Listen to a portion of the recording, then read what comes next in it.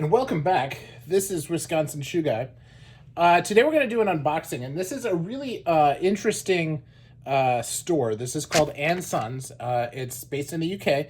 There is one in New York, but they didn't have this particular item, so I really focused on the one in the UK for this. But it's an outdoor store, and they have all kinds of different outdoor wear, but they don't carry a lot of shoes. But they did a really cool collaboration with Trickers for a monkey boot. Now, those of you who watch the channel know that I don't have any monkey boots, but I decided that I would give a couple pairs a try. So I chose to go with a pair from Midas and this pair from Trickers, which is a collaboration with & Sons. Now, this was in a big plastic envelope when it was shipped to me. And it looks kind of like a shopping bag that you would get at their store. And see, it says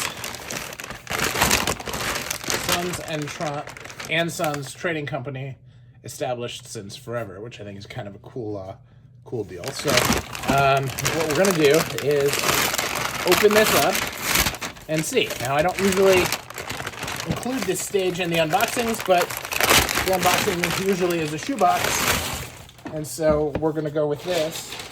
And here we are.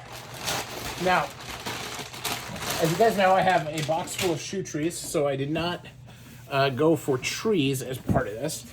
So let's see what we have. This is Acorn Antique Lace-Up Boots.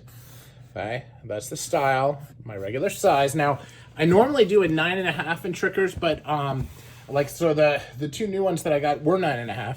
And I actually reached out to & Sons and Trickers and said, hey, what do I do? Now, my Roberts were a 10, and so were my Belgrave, both of which are on the site. But if memory serves, and it does, and you can go back and look at this, the Belgraves were a little on the big side. And so I chose to start sizing down on the other ones. But I asked them about this, and Trickers said, hey, these run kind of narrow. I would go with 10. So I did. So now, typical Trickers packaging, you've got your care stuff here. You can pause on that and read it at your will. And everything else is in a different language, so that'll help. And then this is the history of Trickers, you know, your heritage and quality piece. I'll go up there. Okay. A very authentic shoe company in Northampton. And so let's take a look at what we have here. Now, this is a monkey boot. Now, it's only 4 3. It's kind of a 3/4 boot, right? So not very high compared to most of the boots that I have in my collection. And you can see it's a collaboration between Trickers and & Sons. And there you can see the handwritten mark here that you see on Trickers. You have the & Sons logo here and there. And this is a Vibram sole called Moreflex. Now, I don't do a lot of wedge soles either, but you know, I'm gonna give this a try. And let's take a look at the overall construction. I mean, that is a pretty darn good welt joint.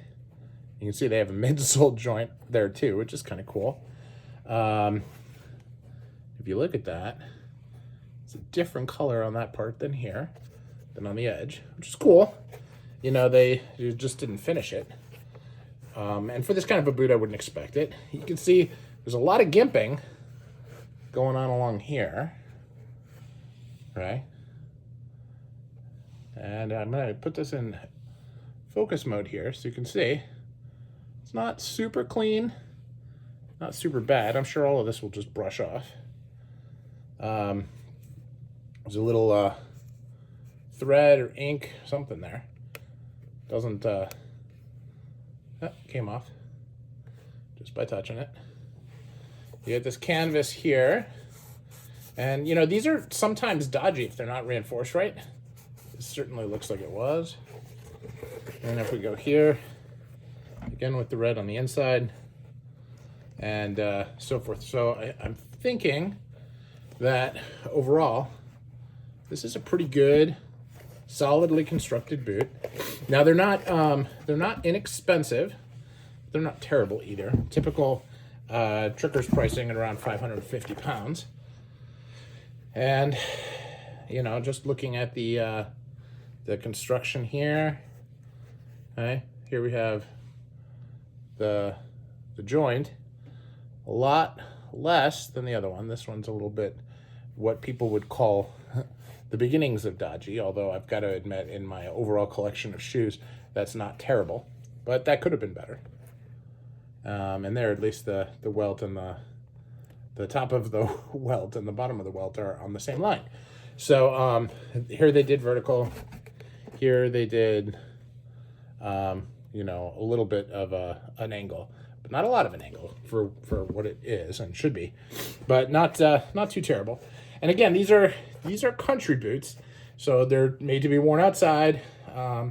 You can see here they have a seam at the back here because they didn't last them to be seamless.